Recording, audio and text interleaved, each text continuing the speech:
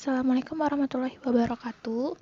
Pada kesempatan kali ini, saya akan menjelaskan mengenai tugas menyusun menu seimbang ala chef. Perkenalkan, nama saya Putri Aryani dengan NPM 1910305036 dari kelas pendidikan biologi 1. Yang pertama itu ada kompetensi dasar, yaitu mengaitkan struktur, fungsi, proses, dan kelainan atau penyakit yang dapat terjadi pada sistem pencernaan makanan pada manusia dan hewan tertentu. Pengalaman belajar yang akan didapatkan mahasiswa yaitu dapat menyusun menu seimbang bagi orang sehat. Alat dan bahan yang diperlukan pada kegiatan ini yaitu alat tulis, tabel kecukupan gizi, dan tabel kandungan gizi dalam makanan.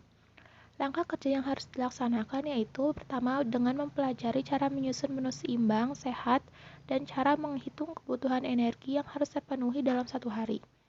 Yang kedua, dengan menyusun menu makanan dan kebutuhan energi yang harus terpenuhi untuk satu hari pada diri mahasiswa. Pada data hasil pengamatan terdapat tabel menu makanan dan zat yang dikandungnya. Zat yang kita cari meliputi kalori, karbohidrat, lemak, protein, zat besi, vitamin A, vitamin B, fosfor, dan kalsium. Pada tabel ini terdapat makanan yang akan dikonsumsi pada pagi hari, pada siang hari yang pagi hari ditandai dengan warna biru, siang hari ditandai dengan warna hijau, dan malam hari yang ditandai dengan warna oranye.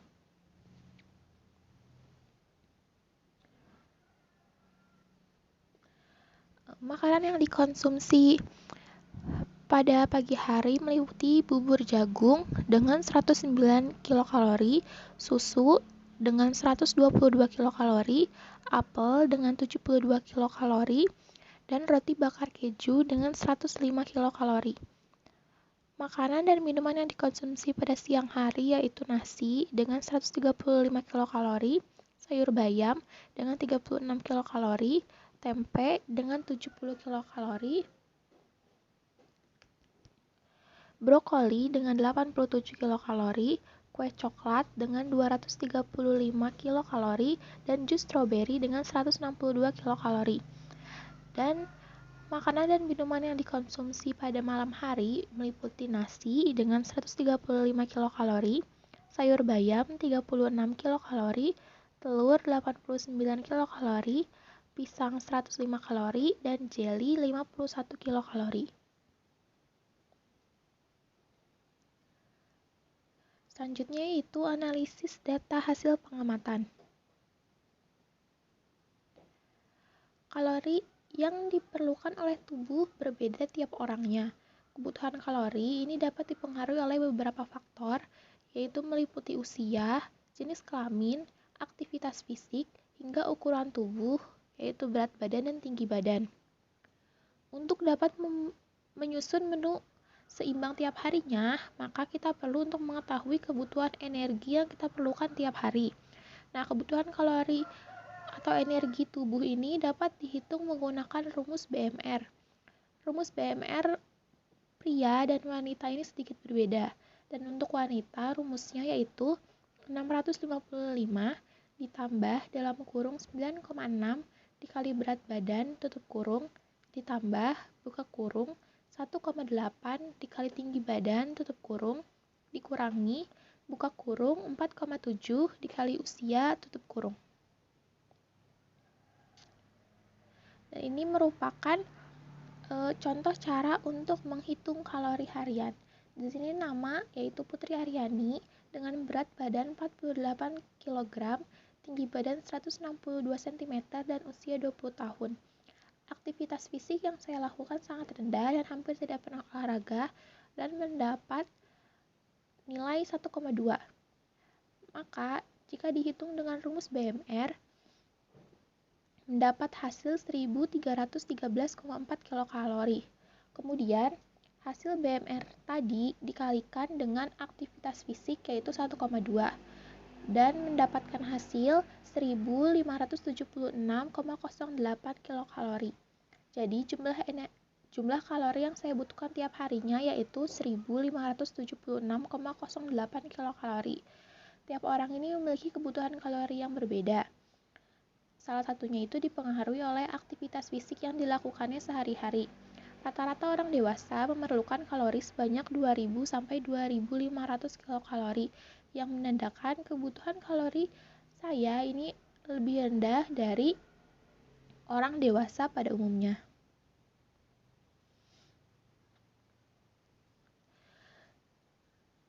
Selanjutnya, ini kebutuhan kalori antara orang yang bekerja berat dengan orang yang bekerja ringan ini berbeda. Kalori yang dikonsumsi dari makanan dan minuman yang masuk ke dalam tubuh akan digunakan untuk segala aktivitas yang dilakukan. Makin banyak dan berat aktivitas yang dilakukan, maka diperlukan energi yang lebih banyak. Kalori ini yang akan diubah oleh tubuh melalui proses metabolisme menjadi energi. Maka saat seseorang melakukan pekerjaan berat atau aktivitas yang banyak, maka kalori yang dibutuhkan juga semakin banyak. Sebaliknya, jika pekerjaan yang dilakukan ringan, maka kalori yang diperlukan tubuh akan semakin sedikit.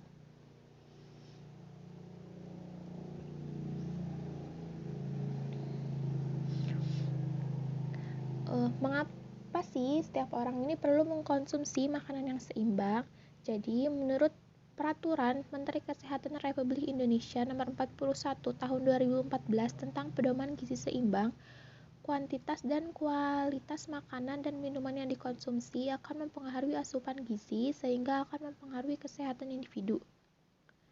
Zat gizi seimbang sangat diperlukan untuk pertumbuhan dan perkembangan semua umur. Dengan gizi seimbang, maka pertumbuhan dan segala aktivitas kerja dapat berjalan dengan baik. Mengkonsumsi makanan yang seimbang akan mendukung kerja tubuh serta memberikan perlindungan tubuh dengan menjauhkan diri dari berbagai penyakit kronis seperti penyakit jantung, stroke, diabetes, dan lain-lain. Maka dari itu, untuk memperoleh gizi seimbang diperlukan untuk mengkonsumsi makanan yang seimbang baik dari segi kualitas dan kuantitasnya berdasarkan pedoman gizi seimbang yang disesuaikan dengan kebutuhan tiap individu. Mengkonsumsi makanan harus memperhatikan 4 prinsip, yaitu aneka ragam pangan, perilaku hidup bersih, aktivitas fisik, dan memantau berat badan normal secara teratur. Mengkonsumsi aneka ragam pangan diperlukan karena tidak ada makanan yang mengandung semua jenis zat gizi, sehingga makanan yang dikonsumsi harus beragam agar semua zat yang diperlukan oleh tubuh dapat terpenuhi dan tercipta gizi yang seimbang.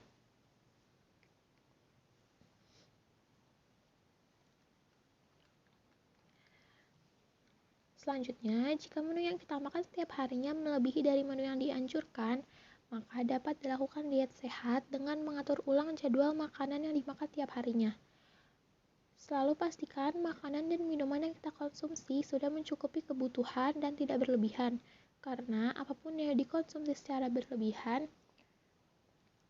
akan memberikan efek yang buruk bagi tubuh. Serta perhatikan anjuran banyaknya tiap zat gizi yang diperlukan oleh tubuh. Selain mengatur makanan dikonsumsi setiap harinya, juga dapat disertai dengan olahraga yang teratur untuk membantu mengeluarkan sisa metabolisme yang harus dikeluarkan tubuh serta membakar zat-zat yang berlebihan yang berada di dalam tubuh kita.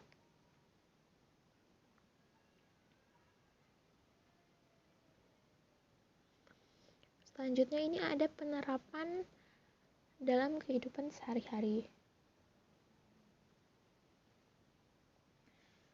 Kebutuhan gizi tiap orang ini berbeda-beda, maka dari itu penting bagi tiap individu untuk mengetahui kebutuhan gizinya per hari. Banyak faktor yang menyebabkan adanya perbedaan kebutuhan gizi tiap individu, antara lain usia, jenis kelamin, dan aktivitas.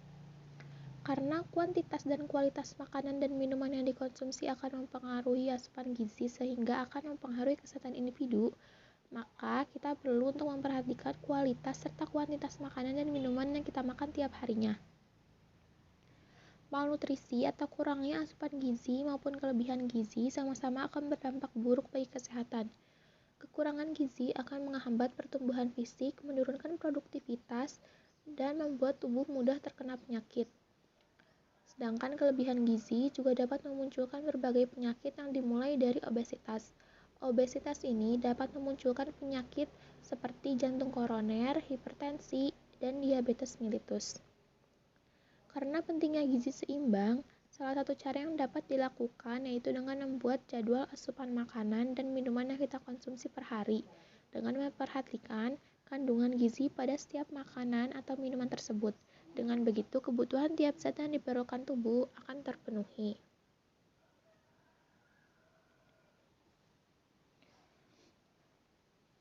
Kesimpulannya yaitu mengingat pentingnya gizi seimbang dan terpenuhinya segala zat gizi yang dibutuhkan tubuh, maka penting bagi kita untuk mengatur segala sesuatu yang dikonsumsi. Setiap orang memiliki kebutuhan kalori dan zat gizi yang berbeda, maka jangan jadikan orang lain patokan terhadap apa yang akan kita makan. Sesuaikan dengan kebutuhan dan aktivitas yang kita lakukan, serta pastikan kuantitas dan kualitas makanan dan minuman yang dikonsumsi baik dan cukup.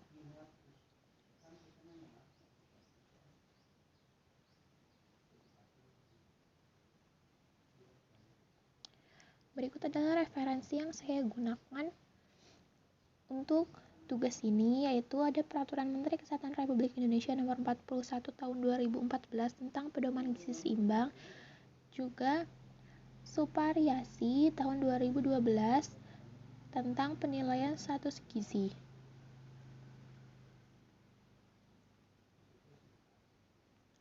Sekian penjelasan mengenai menyusun menu seimbang dari saya, kurang lebihnya mohon maaf. Wassalamualaikum warahmatullahi wabarakatuh.